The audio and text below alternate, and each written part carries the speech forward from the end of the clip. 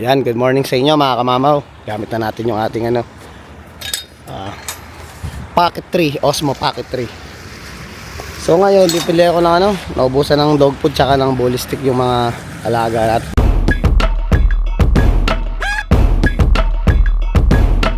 At the same time, magpapadala na rin ako dun sa mga bata. Medyo naaga ng konti yung sweldo. Padala ko na para at least sa mga susunod hindi na ako pupunta. So ngayon na ito mga kamamaw, pala magbabasa rin tayo ng nung mga comment. Nagustuhan ko yung mga comment nung nung mga bagong subscriber natin, nakakatuwa. Ayan, basahin natin. Shoutout muna natin sila bago tayo umalis. So, yan. Nakita ko tong Pocket Osmo. Handy siya, maganda siyang gamitin. Ako malakas yung sounds. Yan. Napaka-handy siya. Medyo ninibago lang si kamamaw dahil sorry tayo ng cellphone pa nagbablog Ito first time nating gagamitin na lalabas tayo. Yan, magbabasa lang muna tayo ng comment. Tsaka yung mga katrabaho natin, sabi niya, Jerwin, kamamaw, Jerwin, ganda ng ganda nung camera ang ginagamit mo. Sabi ko kasi naka 4K na siya. So ito magbabasa ako. Ngayon, hindi na ako mahirapang magbasa ng mga comment kasi dati hawak ko yung cellphone, gamit ko yung cellphone nating pang vlog. Kaya pa nagbabasa ako ng comment, gumagamit pa ako ng tablet pag nagsha-shoutout ako. So ngayon, anytime, pwede na tayo mag-shoutout. Ayan. Shoutout natin yung mga bago nating subscriber. Tsaka tag dito. Kalimutan ko saan pag naalala ko ba medyo na-overwhelm ako doon sa gamit ko. Nagpapasalamat ako sa taas dahil nabigyan tayo ng panibagong blessing. Ayan. So ayan, salamat din sa trabaho natin at nagamit natin yung ating benefits. So ayan, babasahin ko lang muna. And shoutout kay Paul Anthony Sudara 9647. Ang sabi niya ito, kaya parang lagi ako nagpapasalamat lagi sa mga subscriber, sa inyong lahat nagpapasalamat ako dahil ginaganahan mag-vlog si kamama pag nakakabasa tayo ng magagandang mensahe. So syempre minsan nakakabasa rin tayo ng hindi kagandahan pero na-appreciate ko po lahat yun. So ito kay Paul Anthony Sudara, great video, keep on vlogging po. Ayan, maraming salamat, shoutout sa iyo. Shoutout din kay Jolox Vlog Canada. Nice kamamaw, enjoy sa bagong camera. So ayan, nakakaano naman yung mga ganyang mga message natin yan. And take at Catherine Andaya, congratulations, happy for you. Yan, kay Mrs. yan, si Mrs. Tapos ito, and shoutout kay at Ronito Pasite 2707. Yan. So ayan, sinoutout ko na sila kay at Mirna Relay 7755. Ayan, shoutout po sa inyo. Shoutout kay at 73 Clutch. Ayan, shoutout po sa inyong lahat. So ayan mga kamama, ano ba meron ngayong araw na to? Sure, araw lang naman na daily vlogging lang tayo. May bibili lang tayo. Tsaka at the same time, makikita natin kung gaano kaganda yung resolution ng camera natin. Ang lang dito, kung sakali magbablog ako na nagdadrive ako, walang mounting to dito sa sasakyan. So ito, gagamitin ko lang pa naglalakad ako or nakababa ako sa sasakyan. Pero pag nagdadriving tayo at kailangan nating ipakita yung kalsada kung sakaling tayo is cellphone lang gagamitin natin. So ayun mga kamamaw, punta muna tayo sa padalaan sa La Familia. Yan, abangan nyo pala sa mga susunod nating vlog mga kamamaw. May interviewin tayo. Realtor din niya. Realtor din siya, pero siya yung isa sa pinakamatagal na realtor dito sa Saskatoon. Malamang kakalala ng mga mapapanood nyo doon. Kilala nyo to si ate. Bibigyan tayo ng mga magagandang tips. O kaya, isi-share din niya yung buhay niya na kung paano siya nagsimula. Yan. So ngayon, ayun, abangan nyo yun sa mga susunod na vlog. Yung panahon ngayon medyo tag dito. Ayan kaputik. Maano yung ngayon kalsada tag dito. Yung temperatura niya kasi bumaba talaga. So kaya etong si kamamaw hirap na mawala yung plema ko dahil yung panahon pa iba-iba. Bukas biglang lalamig na naman, magne-negative 30 or something na naman. Ngayon negative 1 lang. Kaya ang hirap dito, maging talagang habang tumatanda ka, naging sakiting ka rin talaga Ayan pala mga kamamaw, sa mga taga dito sa Saskatoon, yung mga gusto nyong i-share yung buhay nyo buhay Canada, kung paano ba kayo nagsimula, paano ba yung mga pinagdaanan nyo sa buhay. Magbibigay kayo ng magandang inspirasyon, bibigay kayong inspirasyon sa mga tao dito. So pwede nyo ako i-message sa Jerwin Capili po sa Facebook ko. So para at least maano natin ma-set up natin yung appointment natin kung kailan natin kayo iba-vlog. Kaya maraming salamat sa pag-share kung sakali mang may mga taong gustong i-share ang buhay nila dito. Kasi ang sarap ano yun mga kamamaw, yung tipong nanggaling ka sa hirap, pinaghirapan mo mabuti lahat ng mga bagay na nandito ka, tas ngayon dumating ka sa point na na-bless ka ni Lord, na nagkaroon ka ng magandang buhay. Ayan, magandang i-share yan, tsaka ang sarap pakinggan. Lalo na ako mga kamamaw, gusto ko nakakarinig ako ng mga tao naging successful.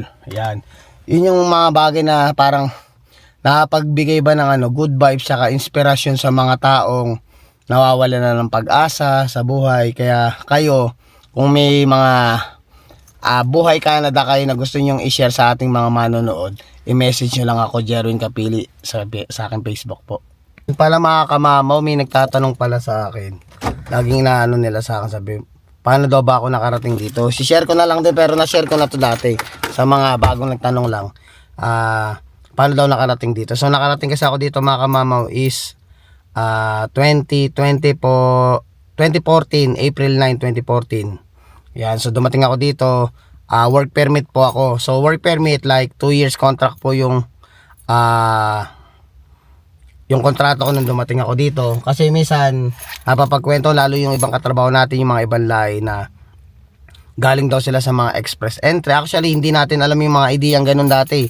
Usually kasi pag narinig mo kasi talaga, pag nag-apply ka ng Canada dati, is talagang nag-apply ka sa agency, tapos ihahanap ka talaga nila ng employer. Iyon yung talagang parang way nung panahon ko na natatandaan kong ganun yung way ng pagpunta dito.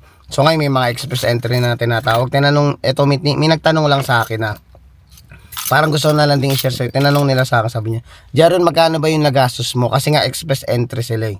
So sila gumastos sila ng malaking halaga para makarating dito sa Canada. Ako po, yung sa akin, honestly, wala po akong ginastos. Wala akong ginastos o binayad sa agency. Ang nangyari lang sa akin, ang ginastos ko is yung medical ko sa Pilipinas. Tapos syempre yung mga normal na paglalakad mo ng requirements. Yun yung mga ginastos ko lang. Pero yung talaga nakarating ako dito, sagot talaga ni employer yun. Even yung pamasahe ko, sagot lahat nila yun. Dito tayo sa Cowtown eh. Ayun, sinagot nila lahat yun. So wala talaga akong ginastos. Kasi talaga sa American dati, pag nagpunta ka, ang makikita mo pa lang sa harapan ng American is no placement fee. Di natin alam, wala na akong idea kung paano na yung nila. Diskarte ko sakali mag-a-apply ka. Tsaka marami na rin kasi ngayon eh. Marami nang kung ano-ano pang mga bagay na pwede mong ma-applyan kung gusto mo makarating agad dito. Even kung work permit ko, kung tourist visa ka, kung express entry ka na pagdating mo dito, naka-open work permit ka. Ako kasi restricted po ako nung dumating ako dito. Restricted yung yung kontrata ko. So ibig sabihin, hindi ako pwede magtrabaho sa iba. Doon lang ako pinagtatrabaho ko, doon lang ako sa Berry Barn. Doon lang ako pwede magtrabaho nung unang dumating ako dito. So ay hindi katulad nung pag-open work permit, para ka na ring permanent resident doon, dahil na siya, talagang lahat ng trabaho pwede mo lang applyan. So ngayon dito tayo sa yun, na-share ko lang kasi may nagano sa akin eh. May kumausap sa akin, tsaka may mga nagtatanong sa akin minsan. So ayun, na-share ko na. Dito tayo ng malaking yan. Actually ito inaabot ng almost 1 month o 1 month talaga sa sa mga alaga natin, kasi dalawa na lang sila eh. So yung bayaran na natin, kuha rin tayo ng bully stick.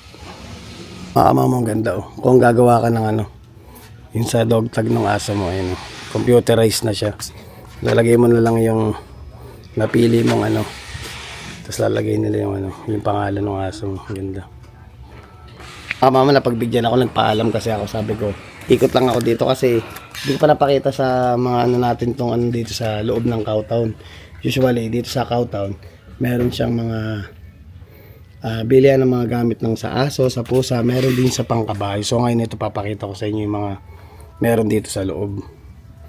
Ayun, mga ano. Kasi usual mga kamamo, pag iyan, ito na yung naging hobby mo, ibang ano na yan, ibang level na yun dito sa Canada mga kamamo. Yan, mahilig din sila sa kabayo, meron sila mga farm dito. Tsaka hindi biro yan mga kamamo. Kung yung sa aso nga, sabi nga ni, tinanong ni Kuya Rice nung nakaraan, tsaka ni Ate Ina, shoutout sa Spot Pinoy. Maraming nanood na katrabaho ko dyan. Kaya Ate Ina talagang ilabangan nila yung interview ko sa Spot Pinoy. So ayan, mga gamit lang ano sa pangkabayo. Yan talagang ano yan. Ibang level yan mga kamamo pag yan ay naging hobby mo. Usual, pag may mga ganyan ka nakikitang pumapasok na ang pinagkakaabalan ay yung pagkakabayo. Ibig sabihin mga kamamo, mayayaman yung mga yan. Usually yung mga Mennonites na tinatawag inyo, isa sa pinakamayayaman dito sa ano, sa Canada. Yan. Ganyan yung mga gamit ng kabayo. Never pa ako nakasakay ng kabayo mga kamamo, honestly. So meron sila dito mga ano. Talagang ano yun, kumbaga be, ang dito sa Canada, the more na parang farm ka talaga or talagang ektarya ka ng lupa na pananim, mga kamama, mga big time yan.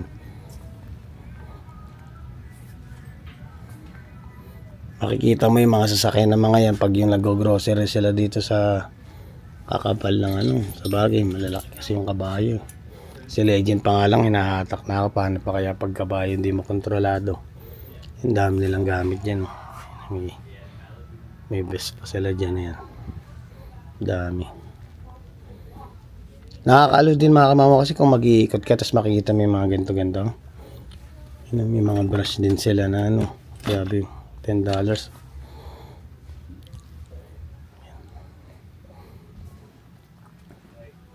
Roping. Heading roping ngayon pag manghuli ka ng ano. Galing. Ito yung mga nakikita natin sa pelikula mga kamama pag yung hinuhuli nila yung kabayo. Yan, marami sila gloves. Hindi ko alam kung ano mga tawag dito eh. Grabe, $129 mga kamamo. Sapatos at di ko alam kung ano to, sapatos nung ano, nung rider. Ay sa mga nakakaalam, ano bang pangalan? Ano bang tawag ulit dun sa ano? Sa mga nangangabayo sa Tagalog. Yun, may mga pang-cowboy na ano eh. Dami.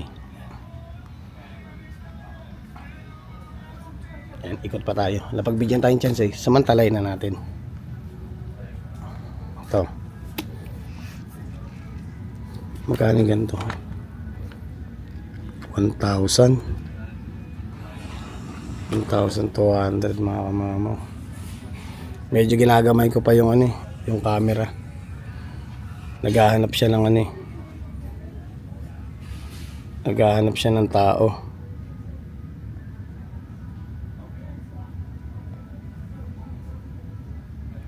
Naghahanap ng tao eh.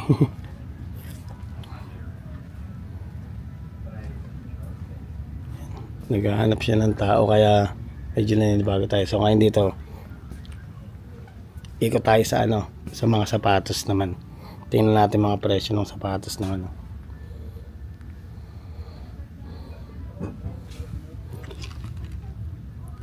Isang boots lang dito is 144. Hello. How are you?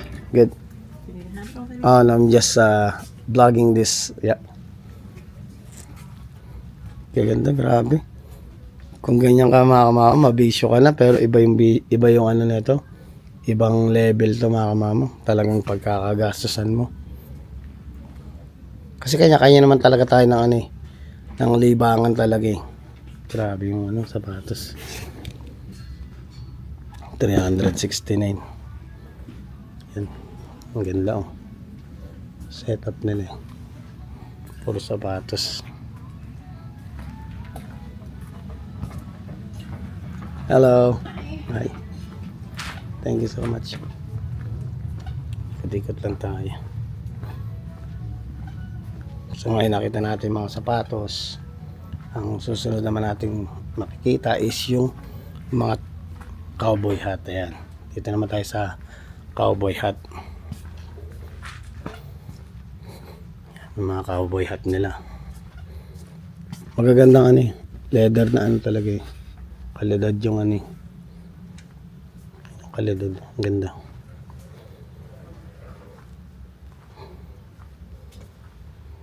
Siguro yung ginagamit ng mga ano. Okay. May mga ano rin sila. Talaga mga pang-ulan.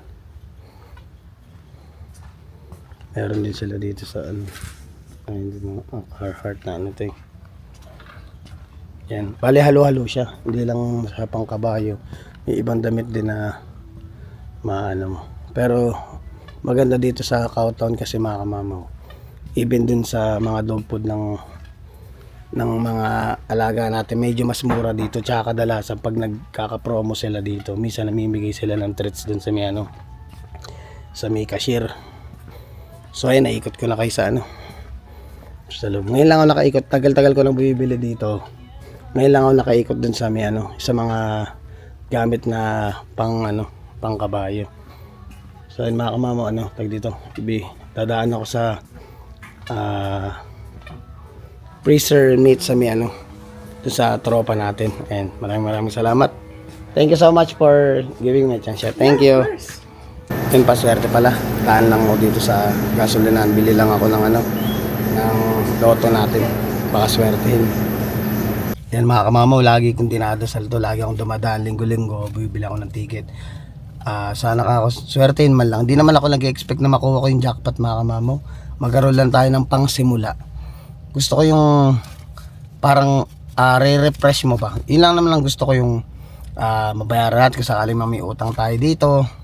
Makatulong tayo sa Pilipinas, okay lang sa akin yun. Hindi natin pinapangarap ni minsan, hindi ko pinangarap mga kamamaw maging mayaman. Ang gusto ko lang healthy kami palagi. Yung gastusin namin is nagagampanan namin o nababayaran namin yung mga bills namin. At the same time, yung padala sa mga bata sa Pilipinas, tsaka yung sa magulang ko, makatulong ako, yun lang. Masayang masaya na ako. Kaya Lord, baka naman po swertein. Maraming salamat po. Okay. Ako sila mga kamamaw, na-miss ko kumain ng ano eh, ng masarap eh. Yan, pasok tayo kay ano, kay Erica dito sa Saskatoon Freezer and Meat. Tingnan natin.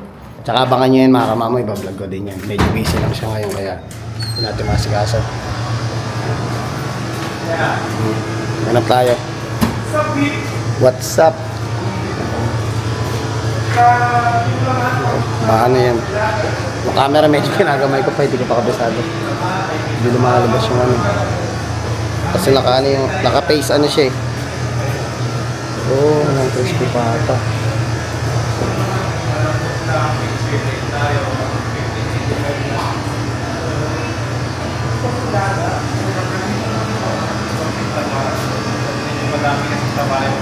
Hanap lang tayo medyo. May kausap kasi ano, asawa ni Eric. Parang walang crispy pata. Kusang crispy pata nila. So, meron, ay ito crispy pata. Ano nga natin yung camera kasi hindi naka pag ano, aralin natin. Crispy pata. Crispy pata. Wala na tayo ng dalawa mga kamamo. Mabilis magkaubusan. Kakaubusan na rin ito. Dalawa na kunin natin. Namiss kong kumain ng ano, ng masarap. Ilang araw, ilang linggo din tayong halos almost 2 weeks tayong hindi nakakain ng ano, ng masarap. Lagi tayong puro tinapay. Ngayon kaya nang umata. Pala mga kamamaw, ano, ayan. Ito yung ano nung Saskatoon Freezer Meat. Tayo sa mga gustong pumasyal, dumaan lang kayo. Kalidad yung mga karne nila dito. The best yan. Kaya itry nyo na. Mga kamamaw, nakabili na tayo. Wala si Erica pumasok sa trabaho. Napakasipag ng taong yun. Ay sa kanila na yan. Sa kanila ng negosyo yan. Kaya nakakatuwa yung mga Pilipinong ganito na may mga sarili silang pangarap sa buhay na gustong matupad. Dahil ngayon syempre sa pagsisikap, kailangan lang talaga magsikap at ano. Hello po. Magsikap at magtiyaga lang. Makukuha mo rin yung mga pangarap mo. So ay mga kamamaw, hanggang dito na lang vlog. Maraming salamat. Please don't forget to like, share, subscribe, and hit the notification bell for more updates of my video. See you mga kamamaw.